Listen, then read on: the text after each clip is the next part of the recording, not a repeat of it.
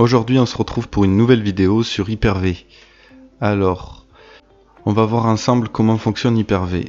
Donc, en 3 parties. Comment on active Hyper-V sur Windows 10, en l'occurrence ici.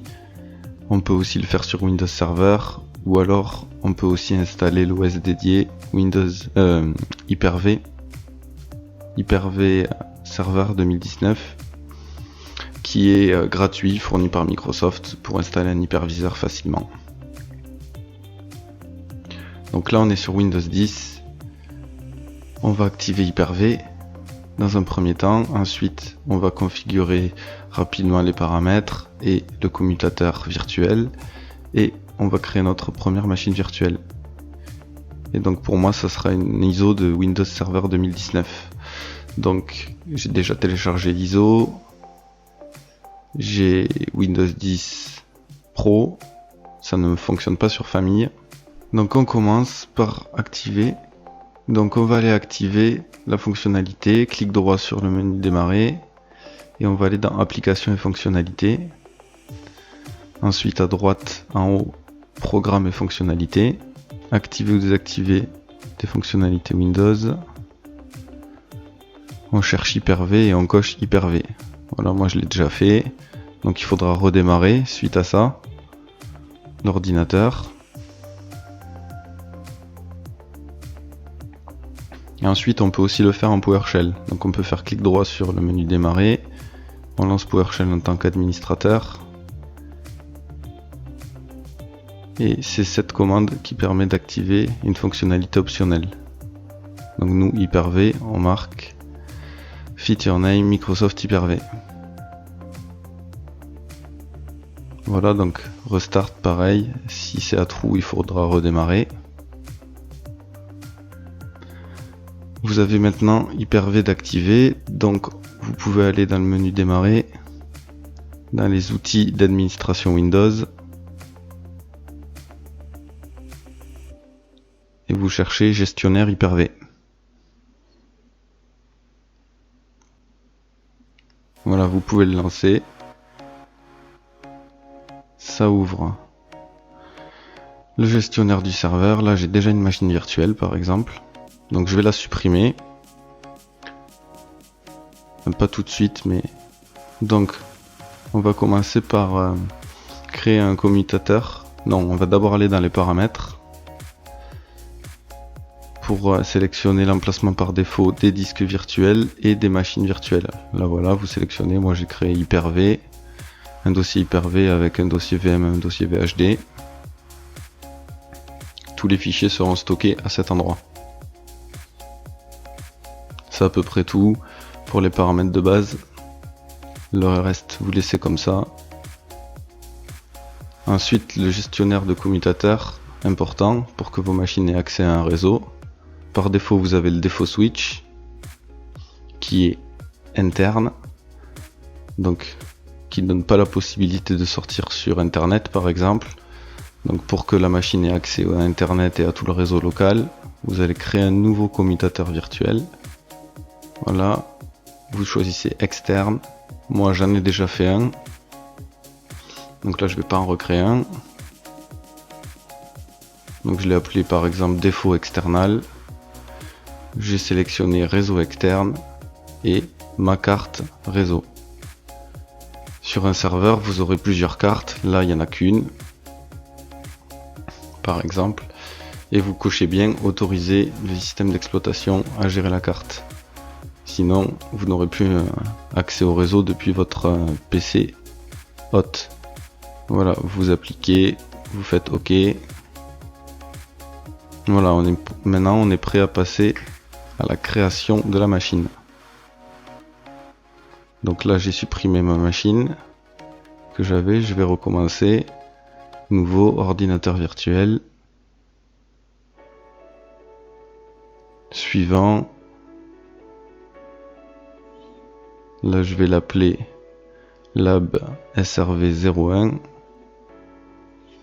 Je coche stocker l'ordinateur virtuel. Comme ça tous les fichiers de ma machine iront dans ces Hyper-V VM. Avec un dossier nommé avec le nom de la machine. Génération 2, car maintenant les nouveaux OS, les OS récents supportent l'UEFI. Je mets 4 Go de RAM. Je décoche la mémoire dynamique. Là, du coup, je peux sélectionner défaut external, le switch que je viens de créer.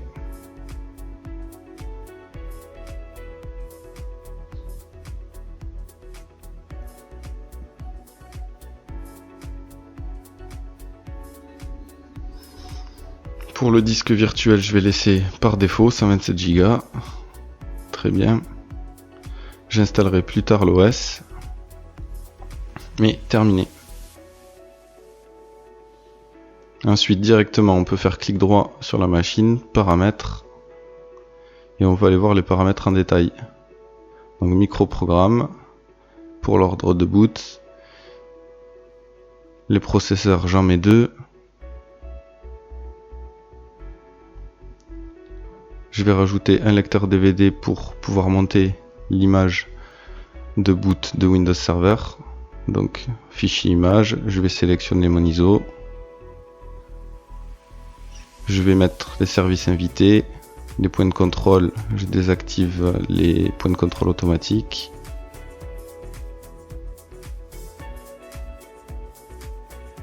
Je ne veux pas que ma machine démarre au démarrage de Windows, donc ne rien faire et là arrêter le système d'exploitation pour que ça s'arrête proprement à l'arrêt de l'hôte.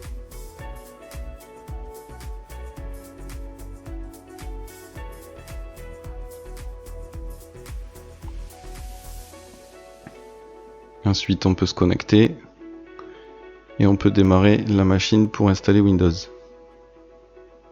Ah non, petite erreur,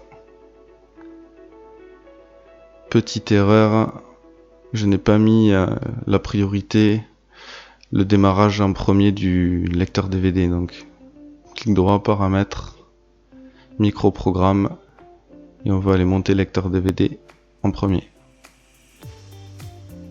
Voilà, c'est mieux. Comme ça, on va booter directement sur l'ISO.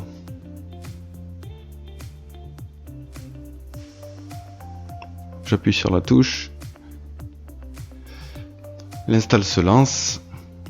Et là, on se retrouve dans une installation classique, comme sur un serveur ou un PC physique. Installer maintenant. Je vais aller sélectionner. Donc là, on sélectionne Windows Server Standard, expérience de bureau, pour avoir l'interface graphique. Le par défaut étant l'édition Core sans interface graphique.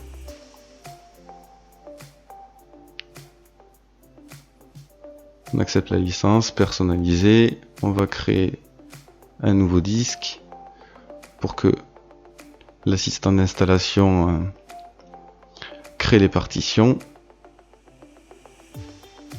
On est bon, suivant.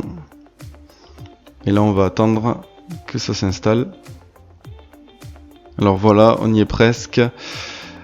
Donc si vous souhaitez, je vous mettrai les liens en description aussi des ISO. On peut les télécharger dans le centre d'évaluation de Microsoft. Et donc il y a plein d'ISO, il y a l'ISO pour Hyper-V Server 2019, pour Windows Server, Standard, Essential, des Microsoft Server SQL il me semble. Voilà, plusieurs produits qui sont disponibles à l'évaluation pendant 180 jours. Voilà la fin de l'install. On se retrouve pour la configuration du mot de passe.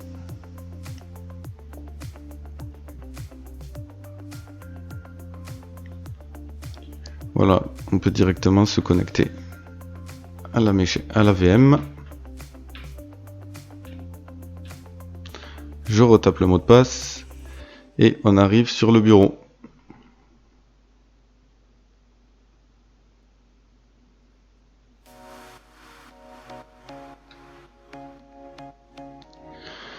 Voilà le serveur manager qui démarre, le pop-up pour Windows Admin Center. On en parlera sûrement dans une autre vidéo. On a fini pour cette vidéo de présentation d'Hyper-V. Donc on a créé notre machine virtuelle qui va nous servir pour la suite, pour découvrir Windows Server, donc les rôles essentiels, les fonctionnalités, comment configurer un serveur, les fonctionnements de base et surtout des services de base. Donc il y aura bien sûr d'autres vidéos à ce sujet. N'hésitez pas à vous abonner, à lâcher des commentaires, à visiter le site itea.fr. Moi je vous laisse ici, je vous dis à bientôt, portez-vous bien. Allez, ciao!